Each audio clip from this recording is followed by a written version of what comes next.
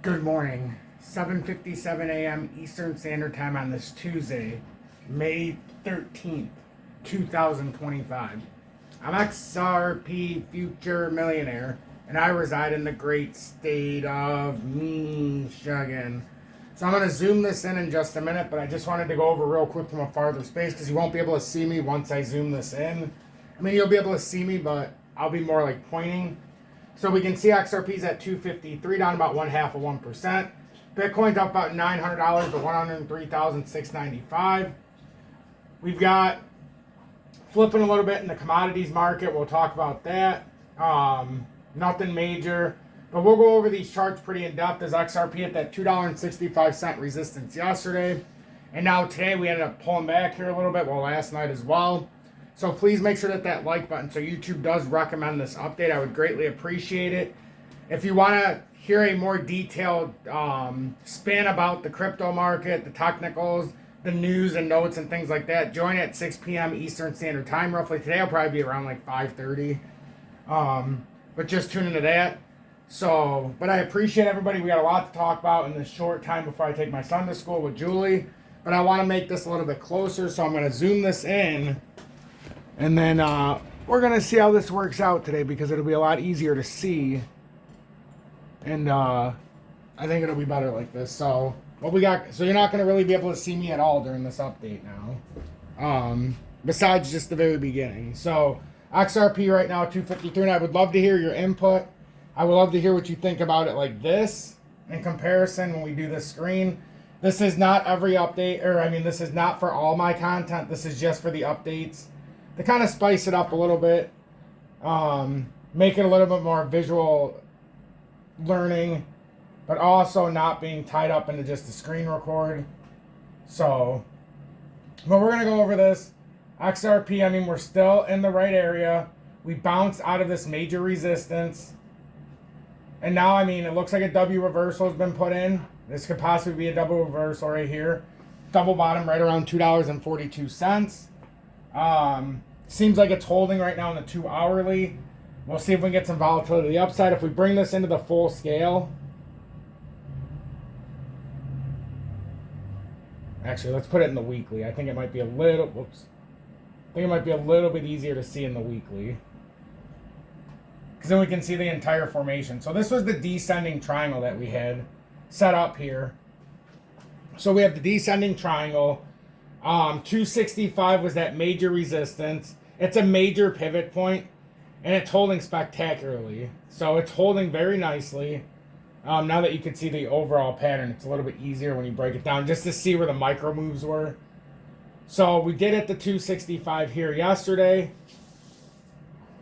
And I mean, that's a major resistance. So now it was like, do we back test here?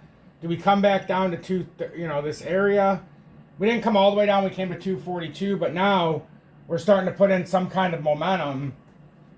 In the 4 hourly, if we get hot here, we've got 265. Now the importance here, if you get back over 265, you're basically opening up the door to say, you know, we are technically validating this wave 5 momentum. And like you can see it from here, even in the 4 hourly. If I take it down like this, it's a pretty big screen. So actually, I'll put it in the daily just for the sake of being able to see it. So we've got wave 1 came here, then we came to 2. Here, I want to take out the drawing tool real quick. And this is what we're working on right now. Now, if we're in wave 5, we're pushing back towards that demand zone. Survive distribution. And that's how you get into discovery. If you get into discovery, it's a big move. It's going to be over $4. It'll probably be over $5 once we get into discovery. For the fact that on wave 1 we went up, back down to 2.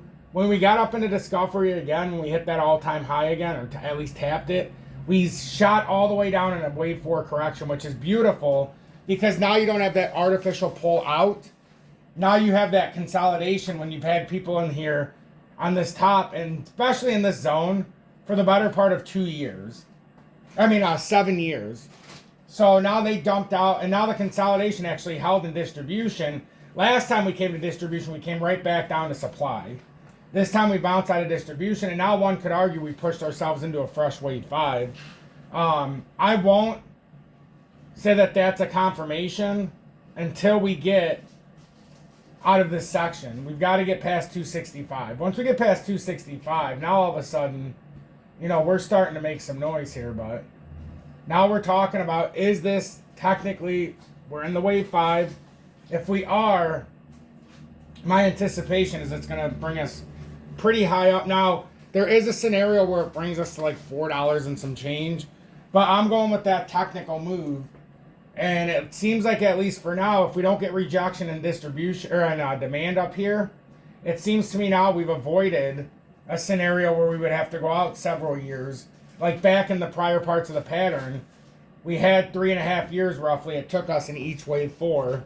Even though in the past one, because we had a failed Elliott wave, we went to a WXY. So WXY. So that's the way I would look at that for sure. So yeah, that's the way I would be approaching that.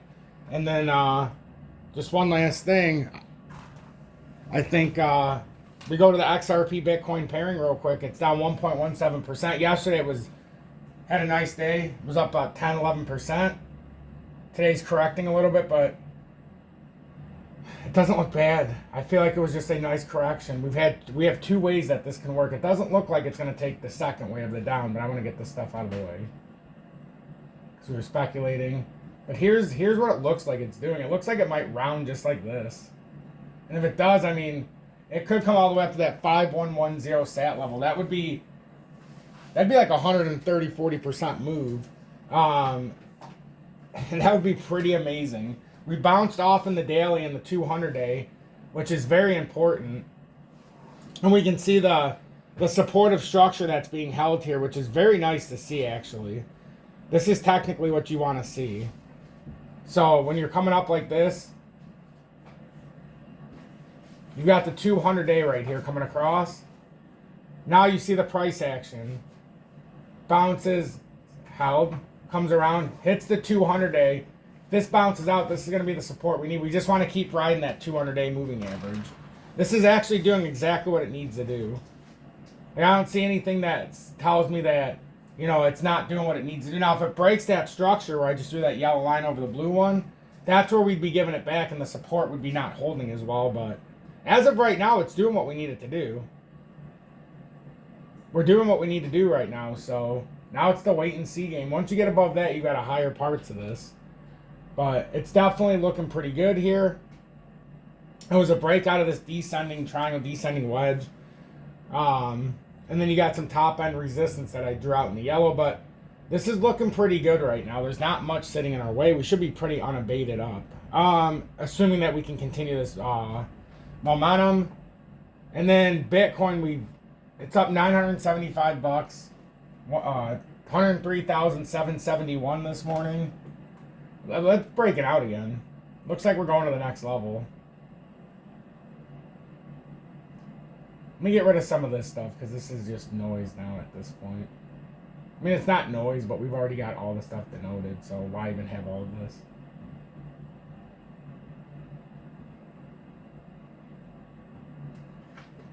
But what I was seeing was the possibility like that this was putting in a gigantic head and shoulders here. Like if we bring it into the daily, it'll be a little bit easier because then I can control the screen. But I was talking about this yesterday. Now it didn't even need to break down because we showed the second layer. But what if this is some kind of an inverse pattern? And let me get rid of this so we can see it. But you can see it's already forming. Like we've got a nice bottom here. But I'm saying this is the micro movement. But what if this is an inverse right shoulder, this whole setup? I know it's like, what the hell is he talking about? Well, let me get rid of all this junk that I drew on here yesterday. And then we'll get into it because this looks like a much bigger pattern. We're on a cup and handle. And it looks like we've gone a lot farther here now. So I know there's a lot of stuff on here, but I get kind of creative when I'm doing stuff. And if you're in the live yesterday, you got a lot of information, a ton of information.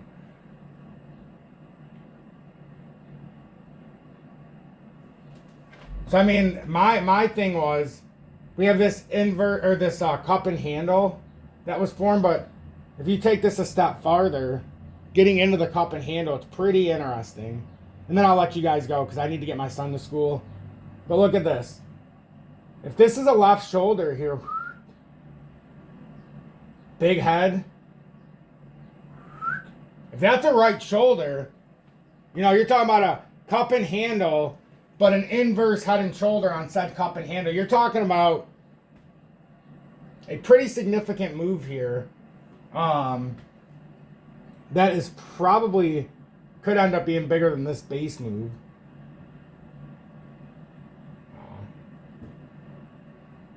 But it could be a little bit bigger here. No, I want to take this. Yeah, we can delete that. I keep double tapping it. See, trial and error. Okay. So if this is all the way down here,